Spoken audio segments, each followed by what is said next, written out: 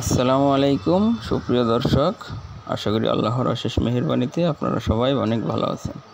তো আজকে আপনাদেরকে দেখাচ্ছি একটি ইনভার্টার ওয়েল্ডিং মেশিন 250 অ্যাম্পিয়ারের। তো এটির মূল সমস্যা হলো পাওয়ার অন হয় না। তো এটি কীভাবে আপনারা রিপেয়ার করবেন, তো চলুন এটি আপনাদের খুলে দেখায়।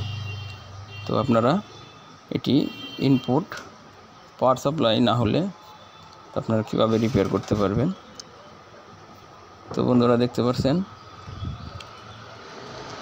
ভিতরের অবস্থা। তো এটিকে আমি কিভাবে পাওয়ার সাপ্লাই অন করে দিলাম।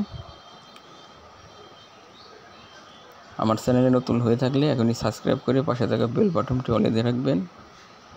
তো দেখতে পাচ্ছেন এখানে 6টি 12টি ট্রানজিস্টর লাগানো আছে আর 6টি কন্ডেন্সার লাগানো আছে হাই ভোল্টের। তো দেখতে পাচ্ছেন এখানে আমি একটি KLY 180 ওয়াটের একটি সার্কিট দিয়ে পাওয়ার অন করে দিয়েছি। তো দেখতে পাচ্ছেন এখানে আমাদের একটি ট্রানজিস্টর নষ্ট হয়ে গেছিলো, যার কারণে আমরা KLY দিয়ে এটি চালু করে দিয়েছি। তো দেখতে পাচ্ছেন আমাদের দু সাইডে কিন্তু 12টা 24টা ট্রানজিস্টর দিয়ে ভোল্টেজ আউট করা হয়েছে।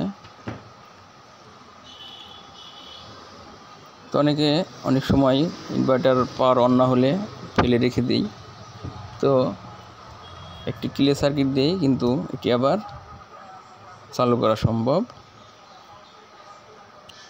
তো এটি আমরা একটি ক্লিয়ার সার্কিট দিয়ে ব্যবহার করে ইনভার্টারটি চালু করে দিয়েছি। আশা করি আপনারা এটি করতে পারবেন। তো ধন্যবাদ, সবাই ভালো থাকবেন।